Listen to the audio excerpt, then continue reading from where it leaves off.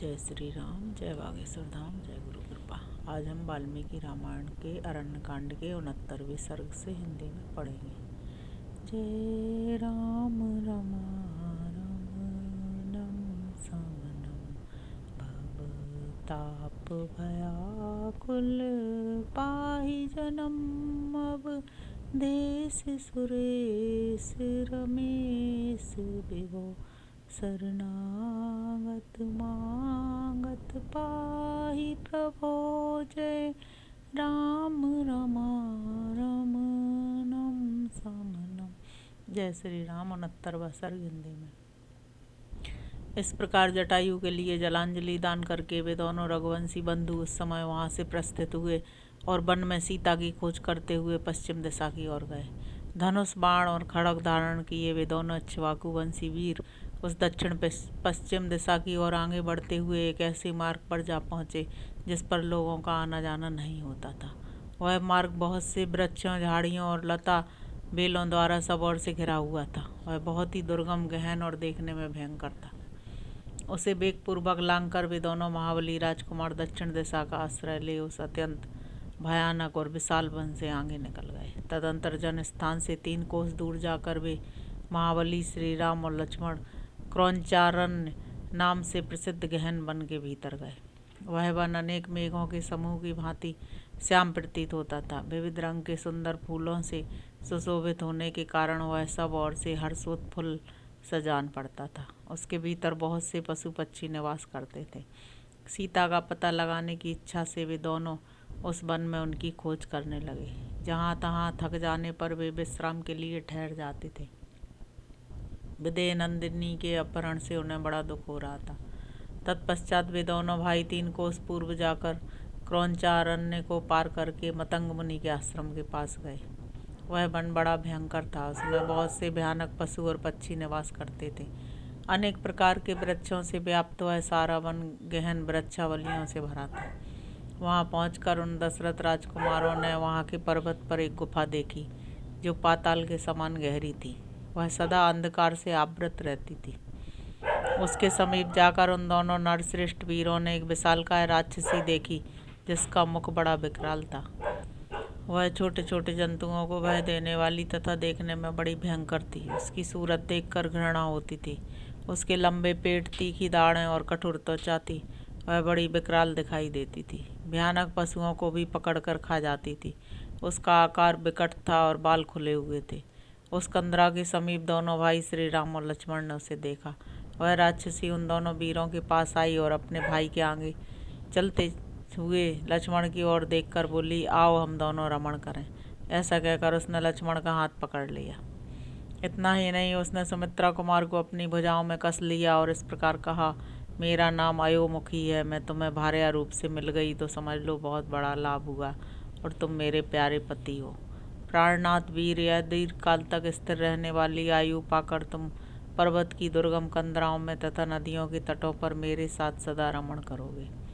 राक्षसी के ऐसा कहने पर शत्रुसूदन लक्ष्मण क्रोध से जल उठे। उन्होंने तलवार निकालकर उसके कान, नाक और स्तन काट डाले। नाक और कान के कट जाने पर वह भयंकर राक्षसी जोर जोर से चिल्लाने लगी और जहाँ से आई थी उधर ही भाग गई।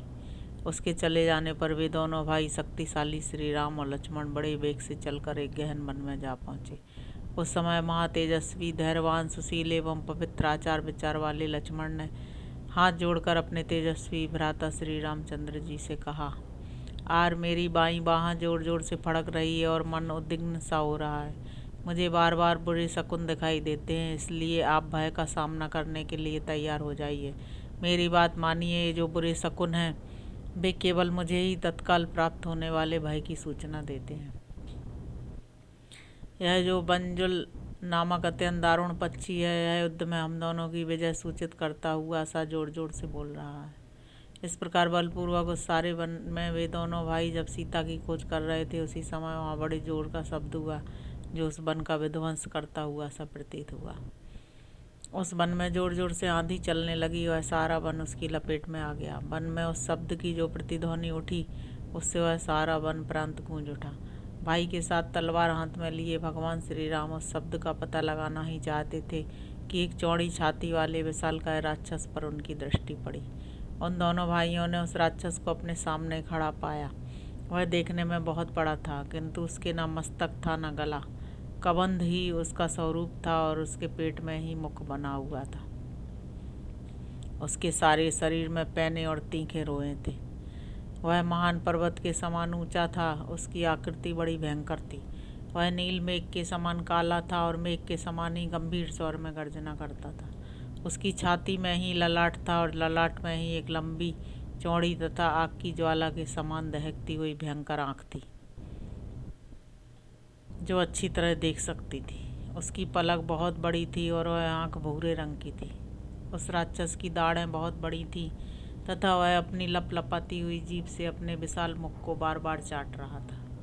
अत्यंत भयंकर रीछ, सिंह, हिंसक पशु और पक्षी यही उसके भोजन थे। वह अपनी एक एक योजन लंबी दोनों भयानक भुजाओं को दूर तक फैला देता और उन दोनों हाथों से नाना प्रकार के अनेकों भालू, पक्षी, पशु तथा मृगों के यूथपतियों को पकड़कर खींच लेता था। उनमें से जो उसे भोजन के लिए अभिष्ट नहीं होते थे, उन जंतुओं को वह उन्हीं हाथों से पीछे ढकेल देता था। दोनों भाई श्री राम और लक्ष्मण जब उसके निकट पहुंचे तब वह उनका रास्ता रोककर खड़ा हो गया। तब वे दोनों भाई उससे दूर हट गए और बड़े गौर से उसे देखने लगे।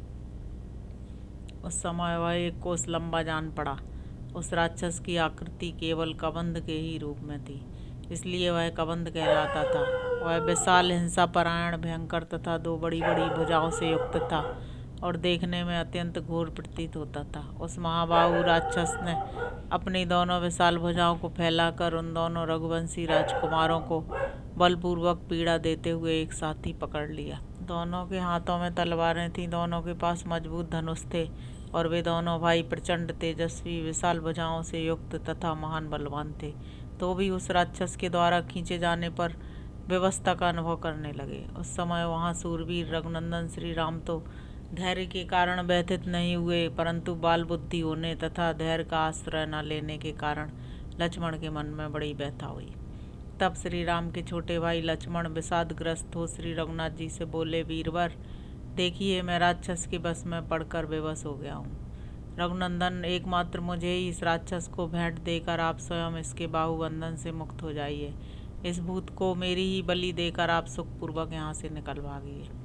मेरा विश्वास है कि आप शीघ्र ही विदेह राजकुमारी को प्राप्त कर लेंगे। ककुस्थ कुलभूषण श्री राम वनवास से लौटने पर पिता पितामहों की भूमि को अपने अधिकार में लेकर जब आप राज सिंहासन पर विराजमान होइएगा, तब वहाँ सदा मेरा भी स्मरण करते रहिएगा। लक्ष्मण के ऐसा कहने पर श्री राम ने उन सुमित्रा कुमार से कहा, वीर, तुम भयभीत ना हो। तुम्हारे जैसे सूरवीर इस तरह विषाद नहीं करते हैं। इसी बीच में क्रूर हृदय वाले दानव शिरोमणि महाबाहु कबंध ने उन दोनों भाई श्री राम और लक्ष्मण से कहा, तुम दोनों कौन हो? तुम्हारे कंधे बैल के समान ऊंचे हैं। तुमने बड़ी बड़ी तलवारें और धनुष धारण कर रखे हैं। इस भयंकर देश में तुम दोनों किस लिए आए हो? यहाँ तुम्हारा क्या कार्य है? बताओ। भाग्य से ही तुम दोनों मेरी आंखों के सामने पड़ गए।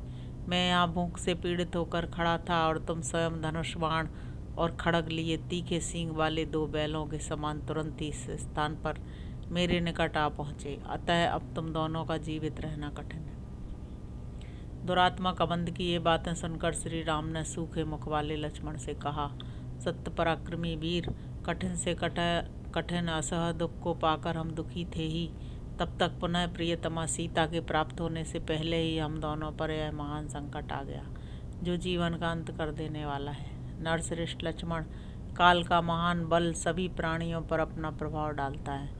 देखो ना, तुम और मैं दोनों ही काल के दिए हुए अनेकानेक संकटों से मोहित हो रहे हैं। सुमित्रा नंदन, देव अथवा काल के लिए संपूर्ण प्राणियों पर शासन करना भार रूप नहीं है। जैसे बालू के बने हुए पुल पानी के आघात से ढह जाते हैं, उसी प्रकार बड़े बड़े सूरवीर, बलवान और अस्त्रवेत्ता पुरुष भी सम्रांगण में काल के वशीभूत हो कष्ट में पड़ जाते हैं। ऐसा कहकर सुदृढ़ एवं सत्य पराक्रम वाले महान बल विक्रम से संपन्न महायशस्वी प्रतापशाली दशरथ नंदन श्री राम ने सुमित्रा कुमार की ओर देखकर उस समय स्वयं ही अपनी बुद्धि को सुस्थिर कर लिया। इस प्रकार श्री वाल्मीकि निर्मित आर्ष रामायण आदि काव्य अरण्यकांड में 69वां सर्ग पूरा हुआ। जय श्री राम, जय वागीश्वर।